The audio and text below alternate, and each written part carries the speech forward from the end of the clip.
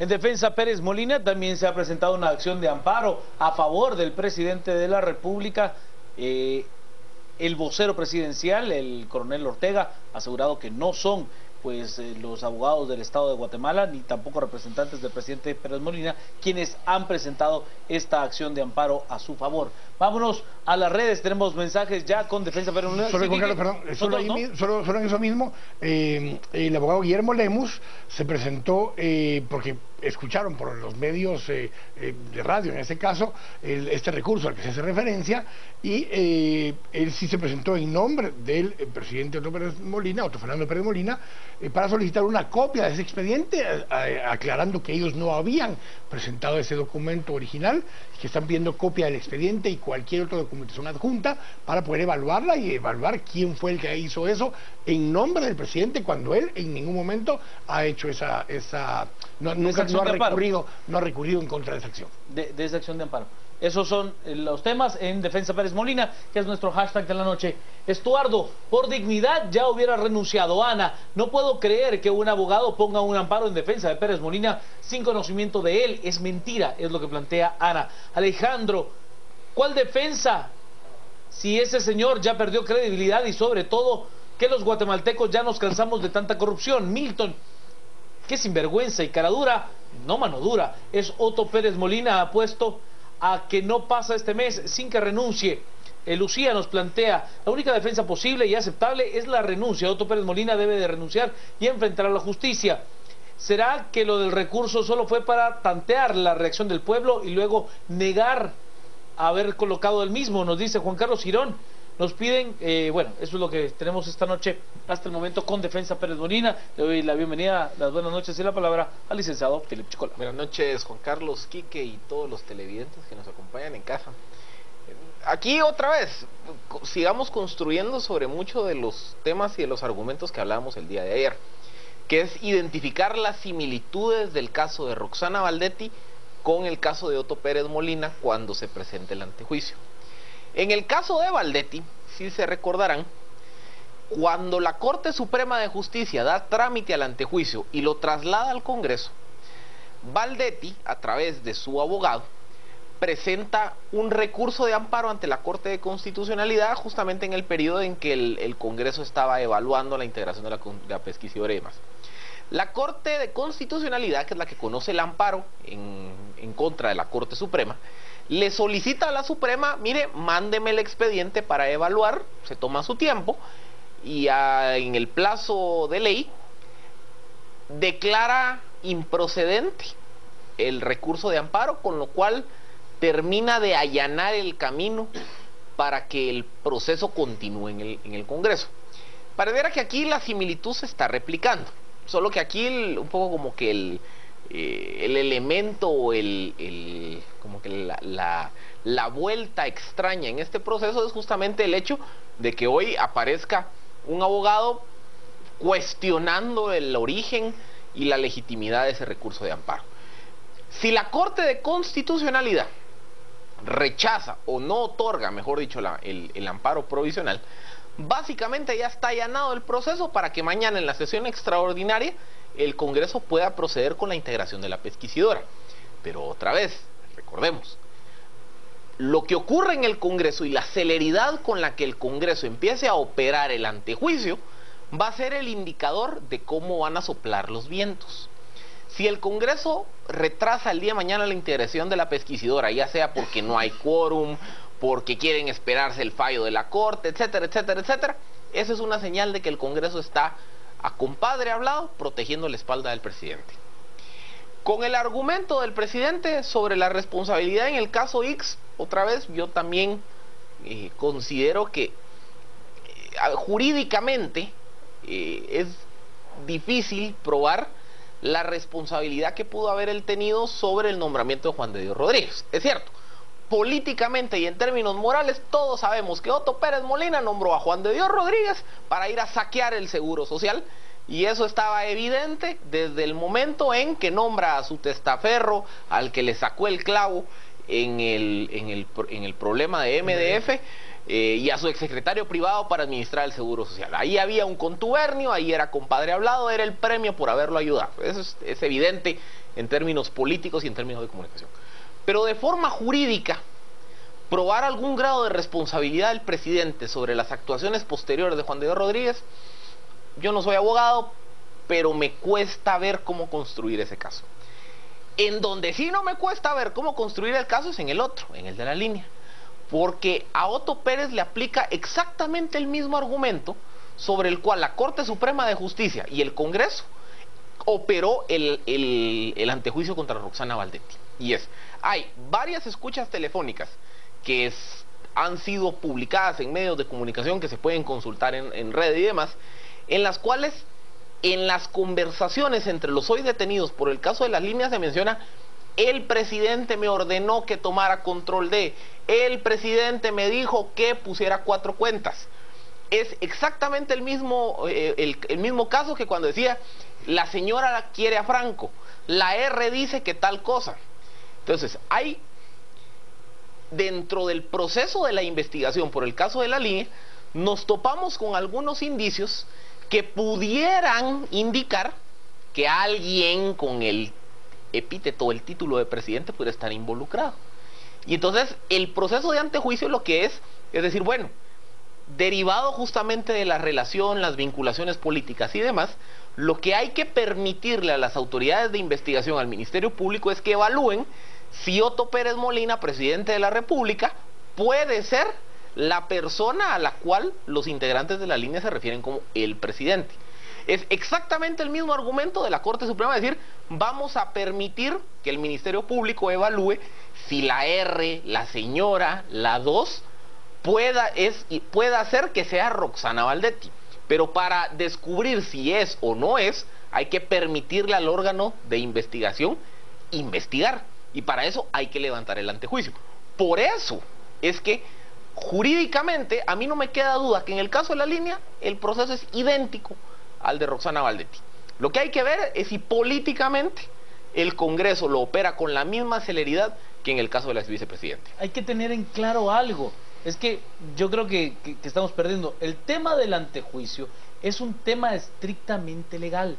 Pero aquí hay 2 responsabilidades más. Una es administrativa y la otra es política, y de esas no se puede escapar el presidente de la República, de la responsabilidad administrativa que tiene al haber colocado a Juan de Dios Rodríguez como presidente del Instituto Guatemalteco de Seguridad Social, y también de la responsabilidad de que una estructura incrustada en lo más profundo del sistema aduanero guatemalteco se llevara al menos 1.000 millones de quetzales por año. Es una cantidad que no le puede faltar, que no puede haber un desencaje de 1.000 millones de quetzales por año. Por Dios, es una locura. Y además, señor presidente, con todo el respeto, usted nos habla de la institucionalidad.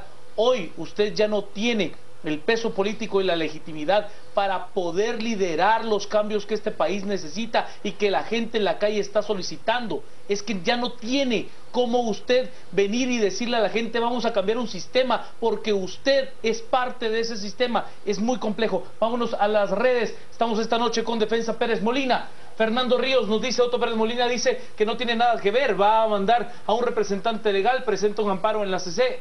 Entonces, miedo es su pregunta, Reiner. Yo soy guatemalteco de buena fe y la verdad no entiendo. Sinvergüenza, Otto Pérez Molina, es lo que nos plantea. José López: no puede defender lo indefendible. Luis Pedro Leal: ¿quién podría estar interesado en interponer un amparo? ¿Hay algo oculto u obscuro en esto? Es lo que nos dice Luis. Inocente, pobre amigo, él estaba enterado de todo. Que la manejara la R es otra cosa, es lo que nos plantea el Marco. Amílcar Pop presenta el caso que fue el caso. ¿Qué payasada es esta? Debemos de ser serios, es lo que nos dice Marco. El doctor Hernández: creo que Otto Pérez legalmente puede aferrarse al puesto, realmente no creo que renuncie, es lo que nos dice el doctor Hernández. Wolf: si se siente tranquilo que renuncie a su inmunidad o no, es que tampoco puede. José Miguel nos plantea: renuncie ya por dignidad y por respeto a la población, ya estamos hartos de la corrupción y desfalcos al país. Samuel también nos plantea, con nuestro hashtag de la noche, que Querer esclarecer tanta corrupción en Guatemala está como querer sanear el lago de Amatitlán. Luis Bolaños, el presidente, debe de comparecer personalmente ante la pesquisidora. Hay un dicho que dice: el que nada debe, nada teme. Y nunca respetó la ley durante su mandato. Creo que menos lo hará ahora que siente la soga en el cuello. Y Guillermo, reitero, vivimos entre funcionarios abusivos y pusilánimes. Detesto más a los segundos, es lo que nos dice Quique. Buenas noches. Buenas noches, Juan Carlos. Buenas noches a Philip y a todos nuestros amigos. A ver, hay una cosa que se nos olvida, y es que cuando se declaró cuando se le dio trámite en la Corte Suprema de Justicia para que pasara al Congreso de la República el antejuicio de la entonces vicepresidenta Roxana Valdetti, ese mismo día se rechazó uno que estaba en contra del presidente Otto Pérez Molina. Ya en ese momento el mismo MNR, si mal no recuerdo, Manuel García, habían presentado dos, uno contra la vicepresidenta y otro contra el presidente. En ese momento la Corte, por unanimidad, dio trámite y envió al Congreso de la República el que estaba en contra de la ex vicepresidenta, pero no dio trámite al que estaba en contra del presidente, solo dio trámite a uno de los dos. Dio trámite también a los de otros ministros y demás, pero no dio trámite al del presidente. ¿Qué hace la diferencia en que ahora sí hayan dado trámite rápidamente, sin mucha discusión y de una manera sorpresiva? Porque realmente el presidente estimaba que iban a volver a desestimar ese antejuicio como habían desestimado el anterior, y sin embargo en este caso sí le dieron trámite. En esta ocasión no había habido una presión directa ni ante el Pleno del Congreso ni ante la Corte Suprema de Justicia para empujar que esto sucediera. De hecho, la Embajada de Estados Unidos ha estado un poco más tranquila, como esperando a que esto se calmen un poco las aguas, porque vienen otras acciones que ellos están tomando ya. Están tomando acciones alrededor de otros aspectos de lavado de dinero y de temas de drogas, en paralelo a estas acciones que estaba tomando la FECI y la CICIG. Entonces, sí llama la atención que por qué en ese momento de pronto se aprueba. Ahora, hay la misma presión que había en aquel momento. Por ejemplo, en ese momento vino la embajada y había anunciado que daría a conocer nombres de funcionarios y diputados que se habían quedado sin visa, cosa que no era cierta. Habían anunciado que iban a dar una conferencia de prensa acerca del procedimiento de cómo se retira una visa y cómo se otorga una visa. Nunca dijeron que iban a dar los nombres, pero la gente asumió que iban a dar los nombres. Y, oh sorpresa, rápidamente ese siguiente día aprobaron todos los antejuicios y demás, casi de forma unánime, y caminó esto muy rápido. Hoy esa presión de Embajada de Estados Unidos no existe, no está ahí. El mismo CACIF no está presionando como se presionó en su momento para que la misma vicepresidenta renunciara en ese cargo. Entonces, hay algunas diferencias donde la presión, en todo caso este sábado vamos a ver la presión nuevamente de la ciudadanía, pero de esas instituciones no ha habido la presión que hubo en aquellos momentos. Vamos a las redes, estamos con Defensa Pérez Molina como nuestro hashtag de la noche. Luisa nos dice: la Defensa Pérez Molina debería de ser que ya perdió la realidad y pedir un evalúo psiquiátrico. Sí, que renuncie. El descaro, la ineptitud y corrupción extrema. Nos dice también, creo que sí usarán la excusa del receso parlamentario para dejar archivado el caso. Considero que Pérez Molina no va a renunciar, aun cuando el Congreso le quite la inmunidad. Él sabe que si lo hace será enjuiciado. Cristian: y si en lugar de la Plaza de la Constitución rodeamos el Congreso para que los padres de la patria sientan la presión, es lo que nos dice Cristian. No va a renunciar porque no le toca a Valdizón, no le conviene, y se protegen de la extradición 4 años más. Jonathan Ardón: ¿por qué un mes después de que Valdetti, solo para ganar tiempo, para borrar evidencia? Es lo que nos plantea Jonathan. Mario Trejo: dio la cara para pedir la renuncia de otros cuando era oposición, ahora no quiere dar la cara al Congreso, es lo que dice Mario. En enero de 2016 asume otro grupazo de políticos y seguimos en algo cíclico de nunca acabar. Moy renuncia ya a presidente de papel. Hágale un bien a Guatemala y mecanismos constitucionales para que se vaya en paz. Buenas noches, recuerden que ustedes son la voz cantante de muchos manifestantes de los sábados. Ánimo, es lo que nos dicen. El ingeniero Lima: al final Valdetti tuvo más dignidad que este presidente cara dura, tiene completa responsabilidad por los corruptos. Jacqueline: su obligación era velar por los intereses del pueblo de Guatemala, no pudo o no quiso hacerlo, de eso es culpable el señor Otto Pérez Molina. Como dijimos antes, Otto Pérez, como los zompopos, caía en mayo o cae en junio, y pues marca el hashtag que ahora está pues colocándose que es 13J, haciendo referencia por supuesto al 24A, al 16M, al 30M. Abimael, que Otto Pérez Molina niegue la defensa. Oiga, lo perdí, perdón. ¿Por qué él elige al presidente del ICS y no se responsabiliza de esas decisiones? Es una buena pregunta. Quique. Hay una cosa que se me quedó de lo que estábamos hablando antes, y es que en los últimos días siempre me decía, yo he anticipado que cuando, así como hay jueves de Paches, hay miércoles de CICIG, porque la CICIG llegaba y hacía una visita al presidente y demás. Ayer el presidente no tuvo la visita de don Iván Velázquez Gómez, porque estaba en Washington.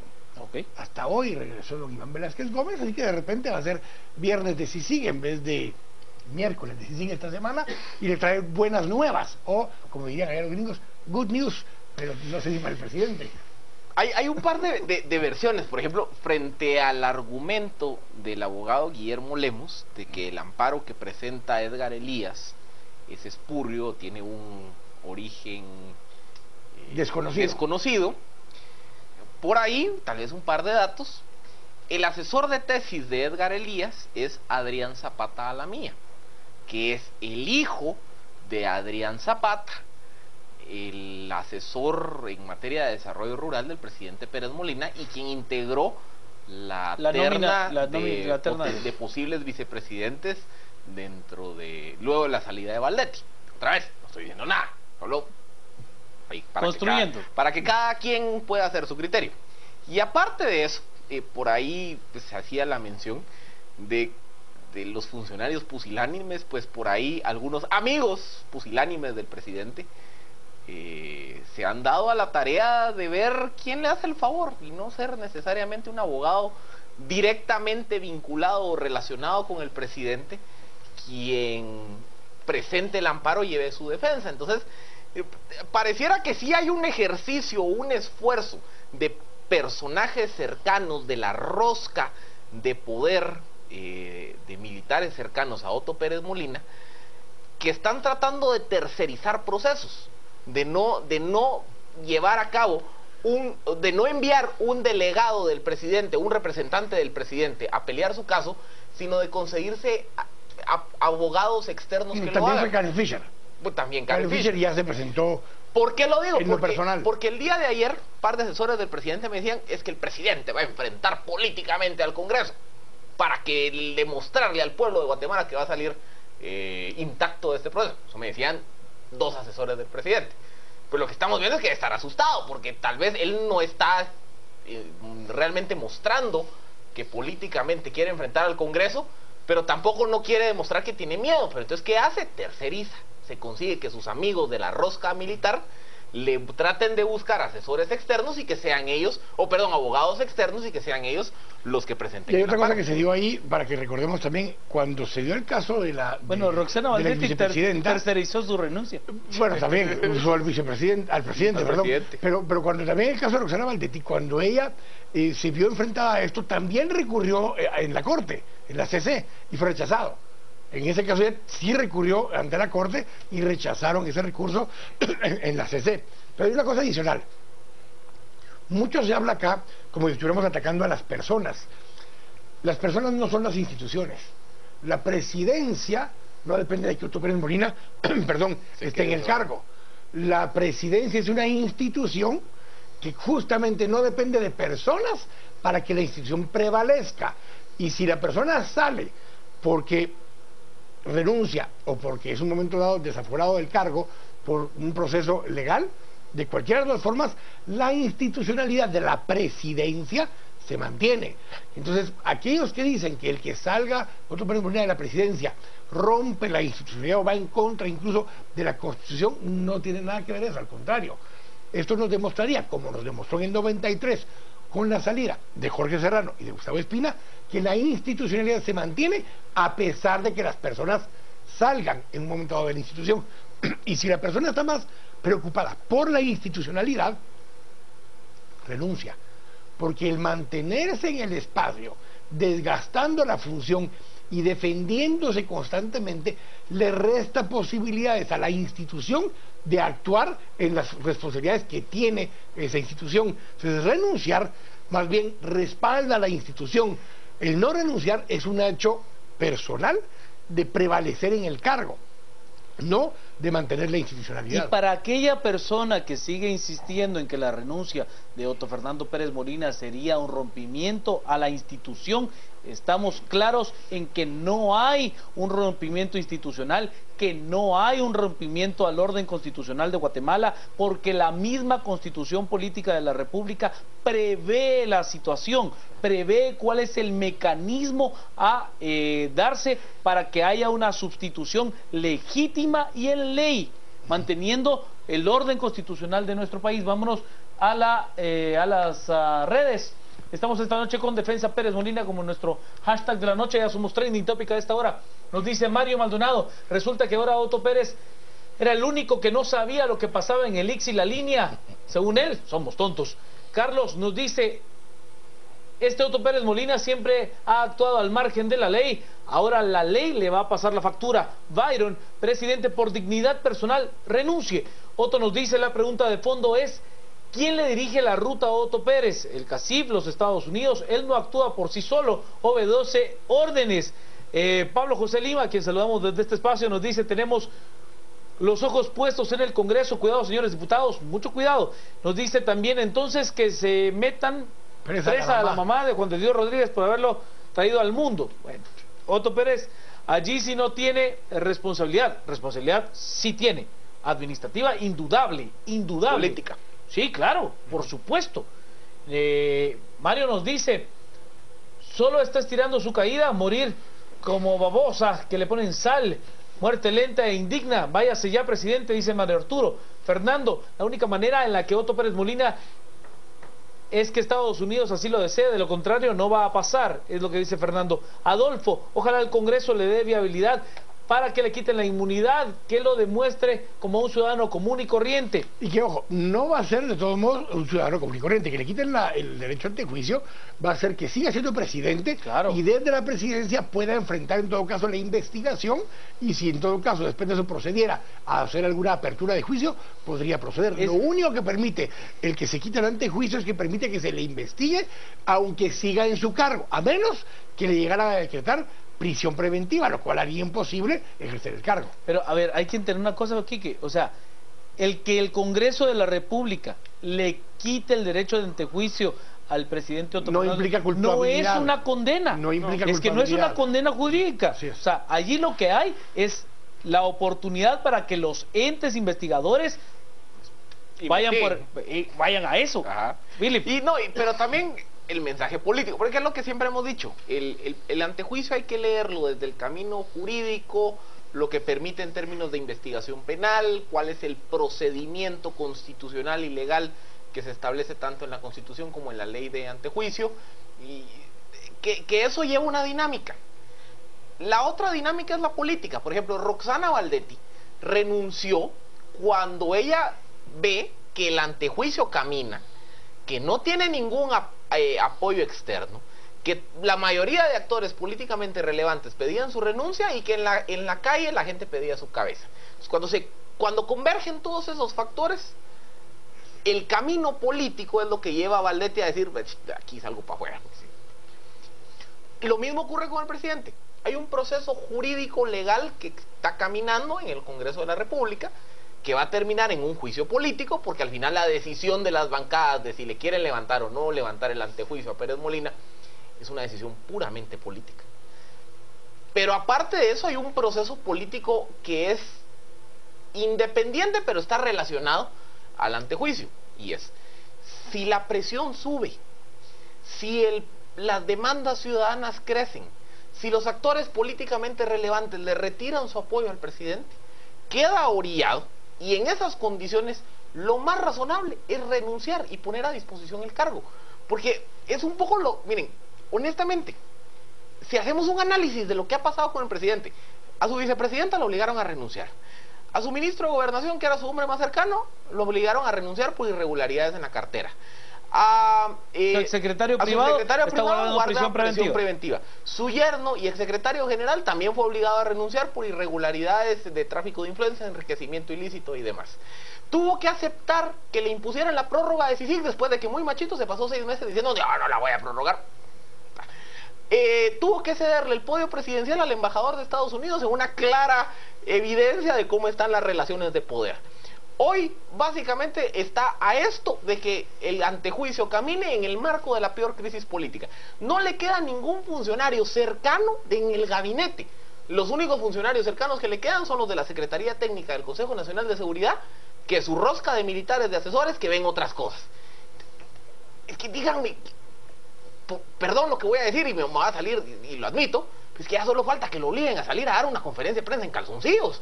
Es que es ya el nivel de desprestigio y de falta de credibilidad que tiene Otto Pérez como presidente es espectacular. Hoy a estas alturas es el presidente más desgastado, con menos legitimidad y más humillado en la historia del país. Hay que decir una cosa, el 51% dice la última encuesta realizada por Borges y Asociados a pedido de Canal Antigua y Revista Contrapoder, asegura que el ciudadano piensa que Otto Pérez debe de continuar. 51% que debe de terminar el periodo. Realmente yo no creo que sea un dato del cual el presidente de la República se deba de sentir orgulloso. Sí, porque no le están preguntando a la gente qué valoración tiene su gobierno. Que si quiere o no que se quede. Agreguemos una cosa que lo hablábamos ayer. Los periodistas le preguntan si se sometería al polígrafo. Es que es el presidente y lo tratan como un criminal. No, es que de verdad, ahí sí estamos en otra cosa. Vámonos, 10:40, hay que apurarnos. Vámonos porque estamos con Defensa Pérez Molina como nuestro hashtag de la noche. Revisamos los mensajes que tenemos en cola. Nos dice Marcos: enriquecimiento ilícito, encubrimiento propio, asociación ilícita, evasión de impuestos, sobrevaloración de tierras. Nos dice de Juan Ramón: dijo hoy que enfrentaría el proceso, pero resulta que solo quiere enviar por escrito sus respuestas. Vergonzoso, dice Juan Ramón. Fernando: su mandato constitucional es defender los intereses del pueblo, no aferrarse de manera ilegítima a su cargo. Sergio: que ningún político hable de institucionalidad si es corrupto y parte de una mafia dedicada a saquear al pueblo. Quique. Es que hay un tema que dice ahí Juan Ramón que contradice lo que dijo el presidente según lo que decía Philip. Siempre mantuvo que iría a defender, y los asesores han dicho que iría a defender ante el Congreso de la República cualquier cosa que sucediera y defendería su caso.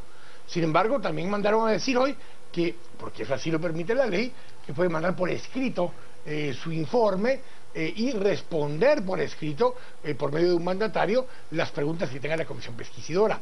Entonces no parece el mismo discurso. O está dispuesto a dar la cara e ir y enfrentar lo que sería un procedimiento que establece la ley, o también utilizando la opción que le da la ley, hacerlo por un medio escrito. La ex vicepresidenta optó por renunciar antes de tener que enfrentar a esa comisión pesquisidora. Una comisión pesquisidora que se notaba que en ese momento, en un momento caliente potencialmente de campaña electoral, les salía sangre de la boca, con el cuchillo atravesado en la boca a los diputados del líder, queriendo ir a traer a la vicepresidenta literalmente. Sin embargo, hoy el ambiente es diferente. Hoy hay mucho más cautos los diputados del líder, haciendo ver que en todo caso tienen que evaluar el expediente. No tienen la misma sensación que daban cuando hace un mes más o menos les tocó enfrentar el mismo caso con Roxana Valero. Pero hay que decir una cosa, a ver, tan compadre hablado en un caso como en el otro, Quique. O sea, tan compadre hablado en un caso como en el otro. Pero o sea, en el anterior iban por ella. A ver, Quique, a ver, eso de ahí que iban por ella, lo que pasa es que tuvo un sorteo bastante atípico. Pero también en un momento en el que líder también, lo que hemos hablado, líder para mí es el que la ha tenido la posición más complicada de todo esto. Porque por un lado líder no quiere que la cosa se salga de control, porque el líder dice, es que ya me toca repartir el botín. Pero por otro lado líder también dice, es que si me ven muy cercano al gobierno, que hoy es quien tiene sarna en esta ecuación, voy a tener un costo. Entonces el líder está en esa ecuación de decir, le quiero dar el beso de la muerte al gobierno, pero sin trastocar el sustrato del sistema, porque yo también quiero quiero beneficiarme del botín. No le quieren dar el beso de la muerte al gobierno, eso. Yo no creo en la teoría de Quique, de Philip. Pero, yo no lo creo. Pero están entre la espada y la pared. Porque si se van, como dice Philip, para atacar al presidente, se ponen en riesgo potencialmente ellos en el futuro. Pero si se ven demasiado suaves, se confirma la alianza líder PP, se ratifica esa alianza. Pero ¿está dentro de sus cuentas, Quique? Está dentro de sus cuentas. Le digo una cosa, a mí me parece que está dentro de sus cuentas. A ver, tengo una clase media que no va a votar por mí, por supuesto, que no me quiere. El no te toca, ya está claro que no está conmigo, que es el que sigue impulsando las manifestaciones de renuncia ya, justicia ya, basta ya.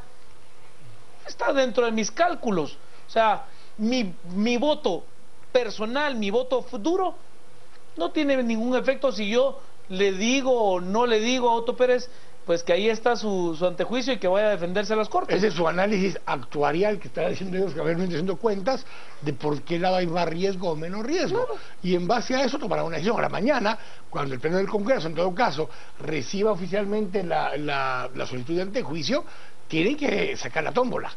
No sé si van a llamar a esa doña Ninette para es la de Blatter, hombre. Esa es la de Blatter. Sí. Vamos a la pausa, quédese con nosotros. Estamos a las 10 p.m.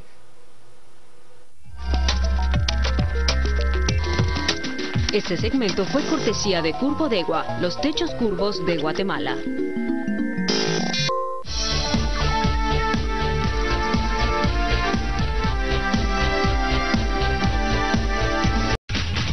Gracias a Rosario, ya estamos hablando de deporte en este espacio, pero estamos con el hashtag Defensa Pérez Molina, que es nuestro hashtag de la noche. Tenemos muchos mensajes a esta hora, somos el tema más comentado en Twitter en Guatemala. Nos dice a través de las redes: Jacqueline, ningún guatemalteco por iniciativa propia defendería a un delincuente. Pablo, ojalá no se escude Otto Pérez Molina en que no da lugar. Este señor se merece un Oscar a la desfachatez. Fernando, creo que Otto Pérez Molina, con toda esta presión, ya envejeció como 20 años de abril a junio.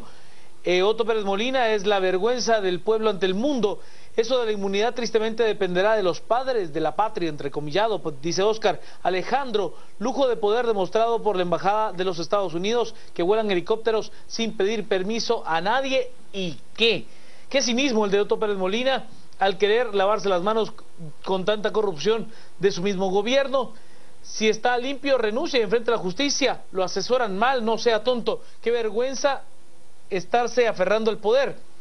Nos dicen también: yo sé que mañana Guatemala gana ese juego gracias a la defensa. Oiga, vamos al Mundial 2018. Es lo que nos dice Axel. Mañana empieza, mañana. ¿Qué está? Renuncia Brian ya. Renuncia Brian. No. Feli, que tenga un poco de dignidad, señor presidente, renuncie. Luis Pedro, Otto Pérez Molina no puede enfrentar personalmente a la Comisión Pesquisidora, no creo que sea caradura para presentarse ante ella. Y la ingeniera María del Carmen Aceña: este proceso de defensa Pérez Molina será distinto al de Roxana Valdetti. Es bueno limitar a los funcionarios. Remolo Quique.